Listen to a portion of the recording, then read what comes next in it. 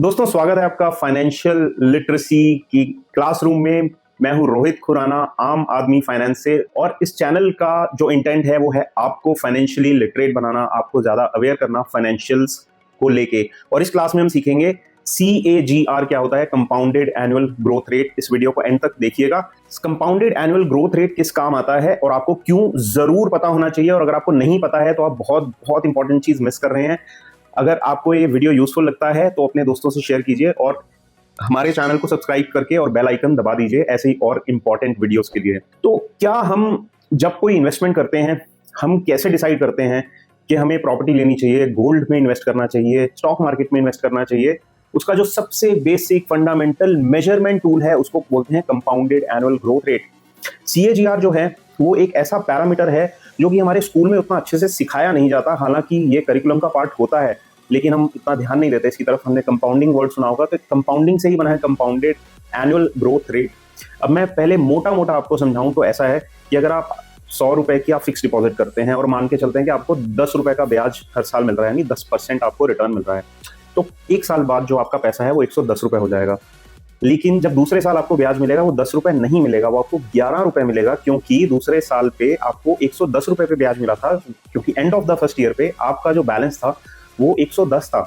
अब वो 121 हो जाएगा। अब 121 पे जब आपको 10% मिलेगा तो 12 रुपए 10 पैसे का ब्याज मिलेगा अगले साल। तो इस तरह से आपका लीनियरली 10 रुपए ऐड नहीं हो रहा है। पहले साल 10 रुपए ऐड हुआ, दूसरे साल 11 रुपए ऐड हुआ, तीसरे साल 12 रुपए 10 पैसे ऐड हुआ। तो ये जो कंपाउंडिंग है इसकी वजह से जो आपका एक्चुअल ग्रोथ रेट निकल के आता है वो 10% जो है वो ये रेट है, रेट ऑफ रिटर्न है, लेकिन जो आपका आउटकम है वो उससे इंपैक्ट हो जाता है। इसको कंपाउंडिंग बोलते हैं। तो जब हमारे पास ये डेटा नहीं होता कि हमें क्या रेट ऑफ रिटर्न मिल रहा है, हम कैसे डिसाइड करें कि ये पैसा मैं सोने में डालूं, म्यूचुअल फंड में डालूं, या मैं इस पैसे से प्रॉपर्टी खरीद लूं। तो चलिए मान के चलते हैं कि आपने डिसाइड किया कि यार मेरा एक दोस्त है, उसने 2015 में एक घर खरीदा था 1 करोड़ रुपए का, और आज वो घर है 2.5 करोड़ रुपए का। तो आप बोलेंगे यार ये तो बहुत ही अच्छा रिटर्न है, मुझे भी लगेगा बहुत अच्छा रिटर्न है। और इतना ही नहीं, प्रॉपर्टी जो है वो एक बहुत सेफ इन्वेस्टमेंट मानी जाती है। तो मैं प्रॉपर्टी के खिलाफ नहीं हूँ, मैं आपको शुरू में ही बता दूं।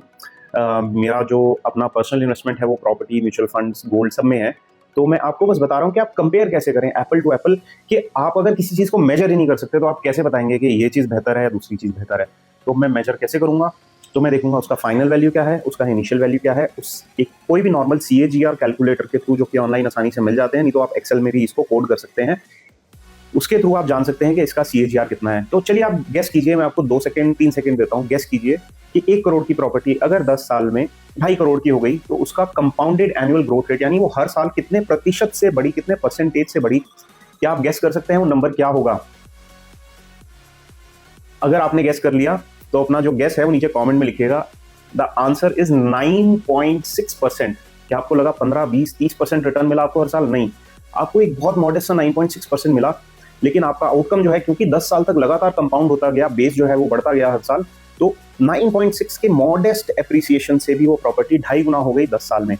एक रूल ऑफ 72 भी है, उसकी बात हम नेक्स्ट वीडियो में या किसी और वीडियो में करेंगे, क्योंकि मैं कॉम्प्लिकेट नहीं करना चाहता इस वीडियो को। मैं बहुत सिंपल और आसान रखना चाहता हूँ ताकि फाइनेंशियल लिटरेसी जो है वो कोने कोने तक पहुंचे, देश के हर उन लोगों तक पहुंचे जो ज्यादा कॉम्प्लिकेटेड मैथमेटिक्स नहीं समझते हैं। तो कंपाउंडेड एनुअल ग्रोथ रेट के लिए आपको सिर्फ CAGR कैलकुलेटर गूगल पे सर्च करना है, फाइनल वैल्यू, इनिशियल वैल्यू और कितने साल तक आपने प्रॉपर्टी को रखा वो डालेंगे तो आपको 9.6 का आंसर मिल जाएगा। आप ये खुद से चेक कर सकते हैं। अब मैं कंपेयर करता हूं कि यही पैसा अगर मैंने गोल्ड में डाला होता या यही पैसा मैंने निफ्टी इंडेक्स फंड में डाला होता तो मुझे किस तरह के रिटर्न मिलते। मैं भी आपको एब्सोल्यूट रिटर्न की बात नहीं कर रहा हूँ, मैं परसेंटेज की बात कर रहा हूँ, CAGR। और 1% CAGR साथ 10 साल में बहुत ज़्यादा फर्क पड़ जाता है आपका इनिशियल और फाइनल वैल्यू का। तो मैंने एक छोटा सा कैलकुलेशन किया। मैंने 1 जनवरी 2015 की निफ्टी की क्लोजिंग वैल्यू और 1 जनवरी 2025 की निफ्टी की क्लोजिंग वैल्यू को लिया, इनिशियल और फाइनल वैल्यू, और उससे CAGR कैलकुलेट किया। तो क्या आप गेस कर सकते हैं इस 10 साल में निफ्टी ने कितना CAGR बनाया?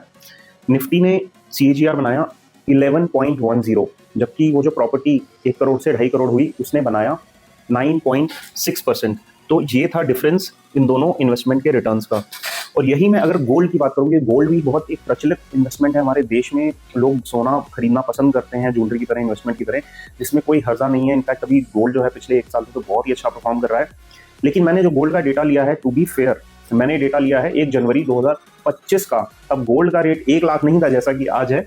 तब गोल्ड का क्लोजिंग प्राइस 1 जनवरी 2025 का MCX एक्सचेंज पे था 76,893, लगभग 77,000 के आसपास, यानी 77,000 रुपीज फॉर पर 10 ग्राम।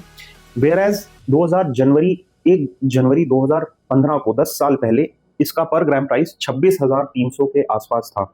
अगर मैं इस वैल्यू को लेके इसका CAGR कैलकुलेट करूं तो आता है 11.3%। तो गोल्ड ने आपको दिया 11.3%, निफ्टी ने आपको दिया 11.1%, वेयर एज उस प्रॉपर्टी के एप्रिसिएशन ने आपको दिया 9.6%। अब बहुत लोग जो प्रॉपर्टी को फेवर करते हैं वो बोलेंगे इसमें आपने रेंटल यील्ड को कैलकुलेट नहीं किया, आपने बाकी सारे फैक्टर्स को नहीं देखा। तो हाँ, आप सही कह रहे हैं, उसकी रेंटल यील्ड भी होती है, ये एब्सोल्यूट रिटर्न नहीं है, ये उसका प्राइस एप्रिसिएशन है। उसके अगर आप जो रेंट है उसको कैलकुलेट करेंगे, इसमें ऐड करेंगे, तो ये रिटर्न जो है हो सकता है ये भी 11 के आसपास ही आ जाए। But the main point is कि CAGR क्या होता है। अगर आपके पास में 2 ऑप्शन हैं, 2 म्यूचुअल फंड हैं, या एक म्यूचुअल फंड और एक गोल्ड खरीदने का ऑप्शन है, या फिर आपको कोई इंश्योरेंस एजेंट आके बोल रहा है कि आप ये हमारी स्कीम ले लो, 15 साल तक पैसा डालो, 15 साल में आपको 2 गुना, 3 गुना, 4 गुना मिलेगा, तो आप CAGR कैलकुलेटर में डालिए, उसका रिटर्न निकालिए। और आप हंसिएगा नहीं इस बात पे, ज्यादातर लोगों को जब आप किसी भी इंश्योरेंस मनी बैक प्लान में, किसी प्लान का नाम नहीं ले रहा, किसी कंपनी का भी नाम नहीं ले रहा, बहुत से लोग ये भूल करते हैं कि जब वो इंश्योरेंस मनी बैक जो प्लान ले लेते हैं उसका जो एक्चुअल रिटर्न होता है वो 3-3.5% होता है, जितना सेविंग बैंक में मिलता है उसमें आपको थोड़ा सा इंश्योरेंस मिलता है, बट ना वो प्रॉपर इंश्योरेंस है, ना वो प्रॉपर इन्वेस्टमेंट है। तो इन प्रोडक्ट्स से मैं तो थोड़ी दूरी बना के रखता हूँ, आप भी थोड़ी दूरी बना के रखिए। कुछ भी खरीदिए, कुछ भी इन्वेस्टमेंट प्रोडक्ट खरीदिए, इन्वेस्ट कीजिए अपने लिए, बच्चों के लिए, अपने फ्यूचर इन्वेस्टमेंट के लिए, या आपके कोई फाइनेंशियल गोल्स हैं उसके लिए। तो आपको पता होना चाहिए कि ये बेसिक चीजें मेजर कैसे की जाती हैं। अगर आपको पता ही नहीं होगा कि इन्वेस्टमेंट के रिजल्ट को कैसे नापना है तो आप कैसे कंपेयर करेंगे। तो CAGR है वो स्केल जिससे आप किसी भी 2 इन्वेस्टमेंट की परफॉर्मेंस को नाप सकते हैं। निफ्टी ने कितना दिया, निफ्टी बैंक ने कितना दिया, गोल्ड ने कितना दिया, यदि ये इन्वेस्टमेंट आपने स्मॉल कैप में किया होता तो उसने कितना दिया, ये कैलकुलेशन आप खुद से कर सकते हैं। फाइनल प्राइस, इनिशियल प्राइस और जो ड्यूरेशन है उसको डालिए CAGR कैलकुलेटर में, और कंपाउंडेड एनुअल ग्रोथ रेट से डिसाइड कीजिए कि आपको कहाँ इन्वेस्ट करना है। इन्वेस्टमेंट का डिसीजन आपका रहेगा। यदि आपको हमारी म्यूचुअल फंड डिस्ट्रीब्यूशन सर्विसेज में हमारी जरूरत है तो आप नीचे दिए गए लिंक से या कॉन्टैक्ट से हमें कॉन्टैक्ट कर सकते हैं। I am AMFI registered mutual fund distributor. तो यदि आपको हमारी सर्विसेज की जरूरत है तो हम आपको जरूर मदद करेंगे। ये एक एजुकेशनल वीडियो था जिसमें जो भी डेटा दिया गया है वो आपकी जानकारी के लिए है, आपको पता हो, आप एक जानकार इन्वेस्टर बने। आप किसी भी स्कीम में कुछ भी इन्वेस्ट कर रहे हैं, पहले तो देखिए कि वो रेगुलेटेड है या नहीं है, वो किसी सेबी या फिर किसी तरह की इन्वेस्टमेंट अगर कर रहे हैं, आप इंश्योरेंस में भी कर रहे हैं तो आप देखिए वो IRDAI के अंडर आती है, रियल एस्टेट है तो वो रेरा के अंडर आती है, स्टॉक मार्केट इन्वेस्टमेंट कर रहे हैं तो सेबी के अंडर आती है। अनरेगुलेटेड स्कीम्स में इन्वेस्ट करने से बचें। मोर ऑफन देन नॉट वो स्कीम जो है वो गड़बड़ झाला होता है, उसमें से बहुत सारे फ्रॉड्स भी निकलते हैं। मैं नहीं कह रहा कि सभी फ्रॉड्स होते हैं, लेकिन अगर वो अनरेगुलेटेड स्पेस से है तो आप बहुत बड़ा रिस्क ले रहे हैं। तो सोच समझ के कीजिए, जो भी इन्वेस्टमेंट कर रहे हैं वो आपके गाड़ी कमाई है, आपकी मेहनत की कमाई है, उसको सोच समझ के इन्वेस्ट कीजिए। इस वीडियो में इतना ही। हमारा पहला वीडियो है चैनल पे, आपको कैसा लगा हमें कमेंट करके बताइएगा। हमें इंतजार रहेगा आपके सुझावों का, आपके विचारों का। हमें कमेंट्स कीजिए, लाइक कीजिए, शेयर कीजिए। इस वीडियो को जितना हो सके अपने उन दोस्तों के साथ शेयर कीजिए जो आप चाहते हैं कि वो सीखें कि फाइनेंशियल लिटरेसी क्या है और वो खुद से अपने इन्वेस्टमेंट डिसीजंस लेना भी सीखें, उसको मेजर करना सीखें। इस वीडियो में इतना ही। पसंद आया हो तो हमें लाइक कीजिए। आपसे जल्दी मिलेंगे अपने नेक्स्ट वीडियो में।